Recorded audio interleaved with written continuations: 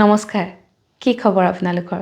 নিশ্চয় ভাল আৰু ভগৱানৰ কৃপাত এতিয়া ময়ো সুস্থ হৈ উঠিছোঁ সেয়েহে বহু দিনৰ মূৰত আপোনালোকলৈ লৈ আহিছোঁ মোৰ এটি প্ৰিয় অনুষ্ঠান #সাধুপাঠ আজিৰ সাধুটো বৰ এটা গুৰুত্বপূৰ্ণ সাধু গতিকে মন দি শুনিব এবাৰ এখন জংঘলত এটা বৰ ডাঙৰ হ্ৰদ আছিলে আৰু সেই হ্ৰদটোৰ পাৰত এজন মানুহে আমন জীৱনকৈ বহি আছিলে তেওঁৰ কিবা এটা কাৰণত কিবা এটা কথাত মনটো বৰ বেয়া লাগি আছিলে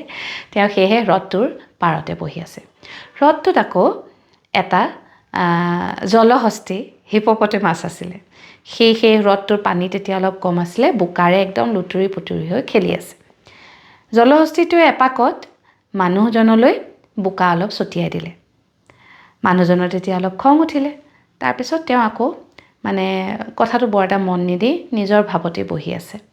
জলহস্তীটো তেতিয়া আকৌ খেলাৰ মুডতে আছে সি নিজেও খেলি আছে আৰু মানুহজনলৈকো বোকা ছটিয়াই আছে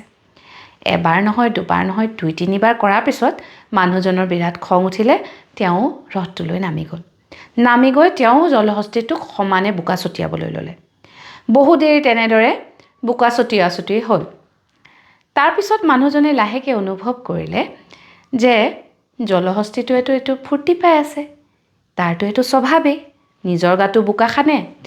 তাৰ লগত থকা বস্তুবোৰকো বোকা ছটিয়ায় কিন্তু জলহস্তীটোৱে কৰা সেই কামটোক খং কৰি মানুহজনে বোকাত নামিলে নিজেও লুতুৰি পুতুৰি হ'ল আৰু যিটো কথাত তেওঁৰ খং উঠিলে সেই কামটোকে তেওঁ আনৰ কাৰণে কৰিলে এই কথাটো গম পোৱাৰ লগে লগে তেওঁ হ্ৰদটোৰ পৰা উঠি আহি নিজৰ ঘৰলৈ গৈ গা পা ধুলে এই সাধুটোৰ পৰা আমি শিকিবলগীয়া এটাই কথা যে কেতিয়াবা নহয় আচলতে প্ৰায়ে আমাৰ লগত এনেকুৱা হয় যে আমি যেতিয়া কিবা এটা কাম কৰিবলৈ যাওঁ দুই চাৰিজন মানুহৰ লগত মিলি কিবা এটা কাম কৰিবলৈ যাওঁ তেতিয়া তাৰ মাজৰে দুই এজনে আমাক আগবাঢ়িবলৈ নিদিয়ে বা আমি ভাল কিবা এটা কৰিবলৈ যোৱাটো তেওঁ নিবিচাৰে তেওঁৰ এইটো আমাক বেয়া পায় বা পাৰ্টিকুলাৰ কাৰোবাক বেয়া পায় বুলি নহয় তেওঁৰ এইটো স্বভাৱেই তেওঁৰ বাহিৰে বেলেগ কোনেও আগবাঢ়ি যোৱাটো তেওঁ দেখিব নোৱাৰে তেতিয়া কি কৰে উৰাই ঘূৰাই যি টি কথা কৈ বোকা ছটিয়াবলৈ আৰম্ভ কৰে সেইটো কিন্তু তেওঁৰ স্বভাৱ এতিয়া যদি আমি আমাৰ মূল উদ্দেশ্যটো এৰি তই মোৰ কথা কিয় কৈছ তই মোৰ গাত কিয় বোকা ছটিয়াইছ বুলি আমিও তেওঁৰ দৰে